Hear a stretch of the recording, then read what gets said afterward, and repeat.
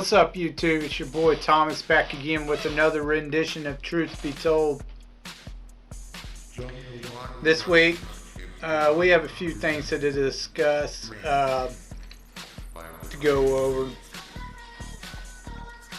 I know I saw a lot of stuff on social media about this supposed gorilla girl or whatever. What? You have to be a complete fucking moron to fucking put glue in your fucking hair. Gorilla glue is not for your fucking hair. It's not a cosmetic. And the simple fact that I heard that this fucking idiot fucking actually put a GoFundMe fund and got money from people just tells me that there's a bunch of fucking idiots out there who will fucking just give money away for the dumbest shit. This woman's an ignorant fucking idiot. It's not made for hair. It's glue, you dumbass. Anyways, that's my thoughts on that stupid shit. I just saw a lot of that crap about it. I just had to comment on it. It's just dumb.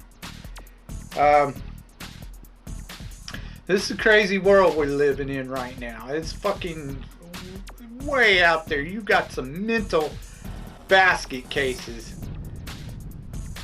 fucking right now running loose like left and right. It's just fucking ridiculous. The far left is even the worst. Demon rats, the whole 9 yards. You got some really fucking weirdos out there. The next thing I seen everyone talking about this past week is the whole Gina Carano thing where fucking, you know, Lucasfilms and Disney fired her because she posted a historical accurate fact about the Holocaust, about fucking how the Nazi Socialist Party first got started and was turning their neighbors against, you know, against other neighbors and Jews, and that's how they got them. They brainwashed their own citizens. Literally what's going on today here in America. It's the same shit. Anyone who is far left is brainwashed. They need psychological help. Period. But they fired her over it. It's dumb. It was stupid. It's a historical fact. This cancel culture, crazy ass leftist ideas needs to go away. It needs to stop. Put these people in a mental facility and get them de-brainwashed. Oh my gosh. But good news is that she got a deal with Ben Shapiro and the Daily Wire, and now she's going to be starring, directing her own movie. So, hey, all ends well for Gina, but not for Disney, because they're in a lot of shambles right now over the whole Star Wars thing. Shit's hitting the fan over there. We'll see what happens with all that crap. The next thing I saw that was just, I couldn't believe what I saw. Let's get into the reboot remix section, because I saw some more reboots and remakes coming out. But this one beat the cake. Top story. Queen Latifah is now the star of the new Equalizer.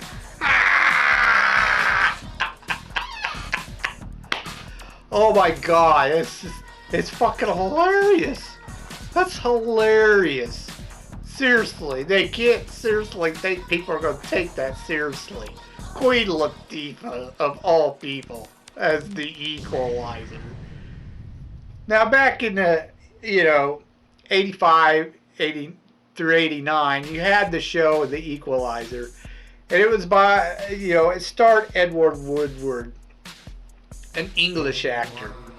And the show was pretty damn good. It was alright from what I remember, but that was back when I was growing up. I was still a kid. But I remember it being a half-assed decent show. And then you had the remakes not too long ago, a few years ago, with Denzel Washington playing the Equalizer.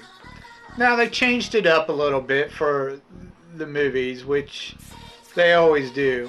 But they weren't bad movies. They were alright for an action type movie.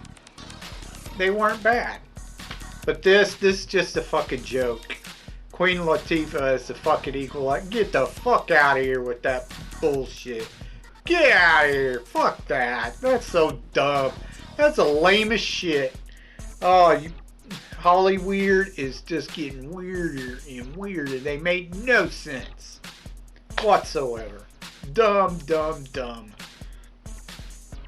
Anyways, I didn't know if you knew about that. I just figured out. Of course, it's by CBS, you know, one of the most wokest channels, or, you know, broadcasting companies. Moving on. The next remake or reboot I saw is another television series that's fixed to come out. If you remember the movie from the late 80s called Time Bandits. It's a comedy about time travel. And it was pretty good. It's considered a cult classic. Apparently they're going to make this into a TV series. Now I hope they don't fuck it up. The original creator is on board trying to help him out, but he's not really, you know, taking the lead on this. So I don't know if it's going to be any good or not. Fingers crossed that don't screw it up, but it is Hollwierd, so we'll see. The next thing I saw was apparently they're done shooting the new Mortal Kombat, and it's supposed to be out later this year.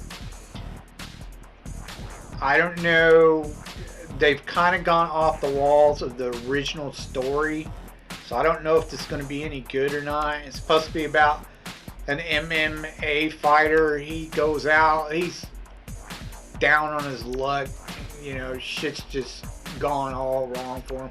So he ends up running across a bunch of people that are Earthrealm's chosen warriors to defend Earth. And that's how he finds out about Mortal Kombat and decides to enter as an Earthrealm warrior. I don't know. We'll see how that goes. And the last remake or reboot that I saw that I thought was kind of interesting was they're going to go ahead and do a complete reboot of all them Resident Evil movies. They are going to start from the very beginning and retell the story. I don't know how they're going to do this. They've done this with the game several times. A couple of prequels or whatever, and they didn't go over real well at all. If they're going to they need to do the original story from the original game. The movies went nowhere. They stuck on the Alice character, which was way later in the game franchise. That character didn't come out till way later. So I don't know what they need to stick with the whole Haunted Mansion crap and shit from the original game. We'll see how that goes. But I saw that coming out too. Okay. That's all the news I have for you this week. Let's get on to your B-movie reviews. Alright, movie holics. It's time for your B-movie reviews. This week, of course, is Sci-Fi Week.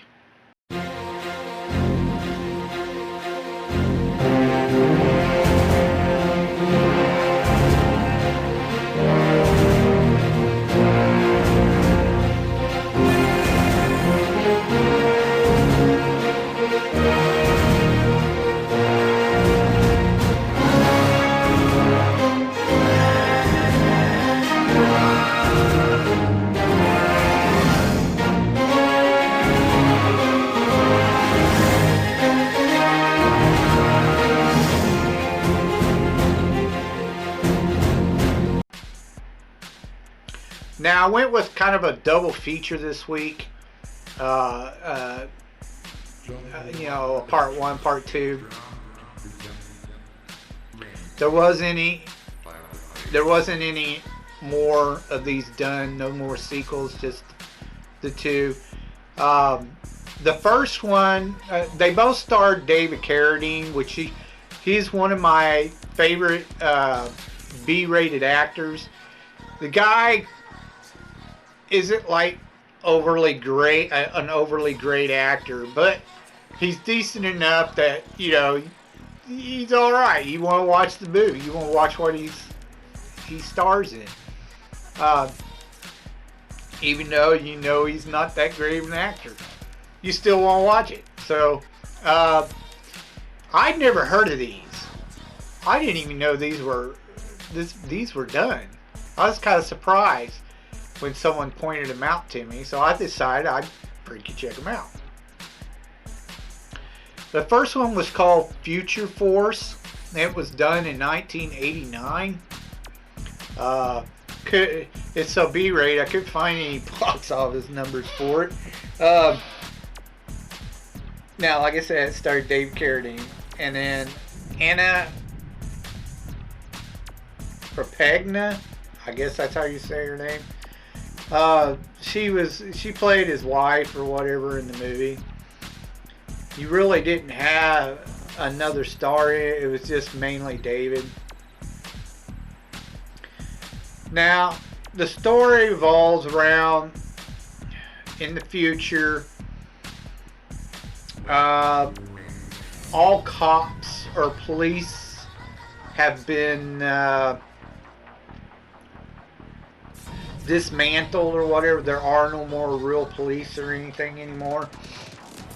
So they started a bunch of your private businesses, kind of took over and basically made bounty hunters who actually pretty much kind of police everybody. They go after criminals, you know, with bounties on their head, and that's how they police things.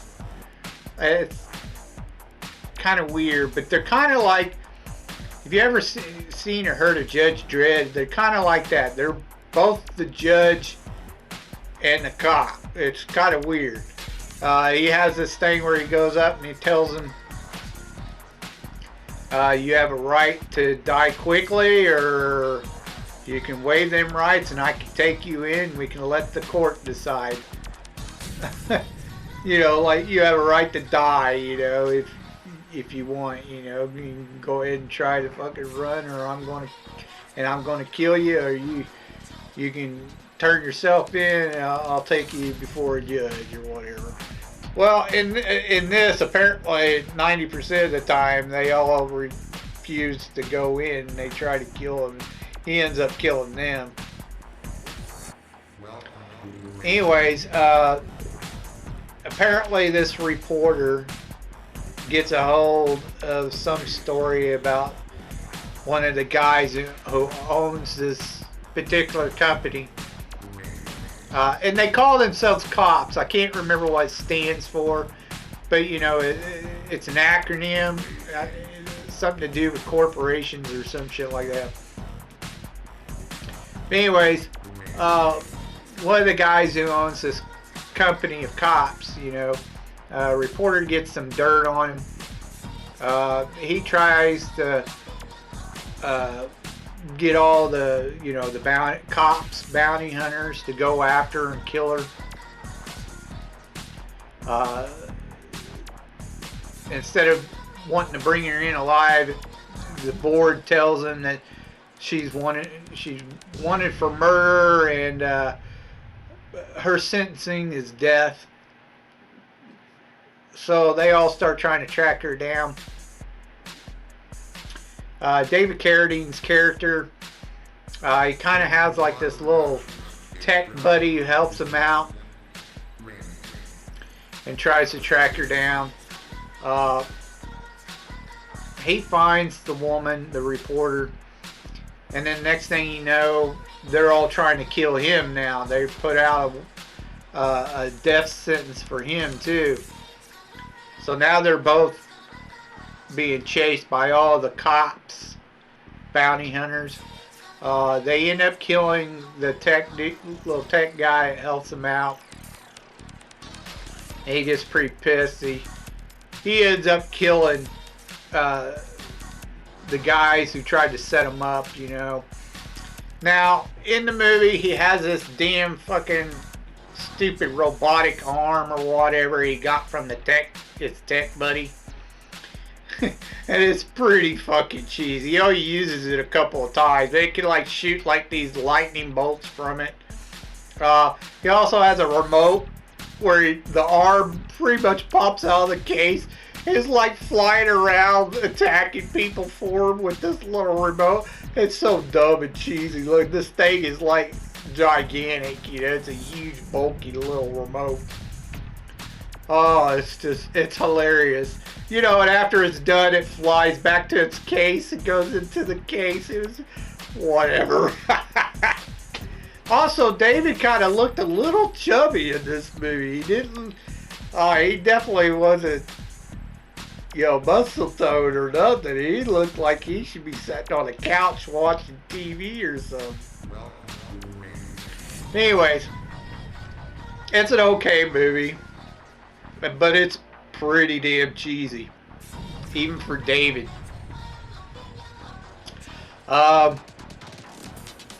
The acting, the acting gets it too. It wasn't really that great. I like David, but the acting was pretty bad. It was pretty cheesy. So it gets a 2. The special effects, oh my, those were pretty cheesy too. Those get a 2. The story, I've seen the story, but it was an okay story. I'll give it a 3 because it was an okay story. It's not, you know, too off the beaten path. You know, it's something you've seen before in other movies. Overall, I'll give it a -3. It was bad, but it wasn't like horrible, so I'll give it a -3. It was okay for a watch if you could stand that level of cheese factor. I give this movie, you know, thumbs up and a thumbs down. I don't really recommend it unless you're a hardcore sci-fi fan, or, you know, you just like really B cheese movies of the 80s, because it's not something you're going to want to watch. Alright, the next one is the sequel to it. It was called Future Zone, so it was a little bit different. It's called Future Zone. It was done in 1990. Now, Ted Pryor joins him in this as his son, and Gail Jensen takes over as his wife in this. They replaced his wife with Gail Jensen. They both have fairly decent roles in this. Now in this one, his son comes back in time. Yes, I know. He comes back in time to prevent his father from dying, which of course is David Carradine. He gets mixed up with these guys who are doing some gun smuggling or drug running or whatever. I think it's guns if I remember right. But anyway, no, it's drugs. That's right, it's drugs. Anyway, he gets involved in these guys are running drugs and shit. And the son joins him, tries to help him out. Take these guys down. Now, again, it's pretty cheesy. David still doesn't look like he should be. He still looks a little chubby to me. I don't know what the deal is with his son, but you know, and most of the bounty hunters, they're all wearing like these blue jeans with these jean cut off vests, blue jean vests with cops written on it and crap like that. And all of them have to wear like cowboy boots. Like really, even the son copies a guy from the first film. He's wearing these black steel-toed cowboy boots, and I'm just like, whatever. It's pretty cheesy. Now, of course, David Carradine has to bust out the automated arm again, or whatever, the cybernetic arm, glove, whatever you want to call it, the glove of power. You know, you remember that shit from the 80s and 90s, Nintendo Power Glove. Anyway, that's what it looks like. There's a scene where he has to bust that out again towards the end. It's pretty cheesy. Again, unless you're a hardcore fan, you know, I really probably wouldn't recommend this, even though the sequel is actually better than the first one. The acting, I'll give it a 3. It was okay. It wasn't terrible. The acting was decent enough to watch. Again, this, you know, special effects, CGI, whatever you want to call it, pretty cheesy, pretty lame. I give it a 2. The story, you know, time traveling kid comes back, saves his daddy from dying at the hands of some drug dealers, you know. Okay, whatever. I'll give it a 3. It was okay for a story.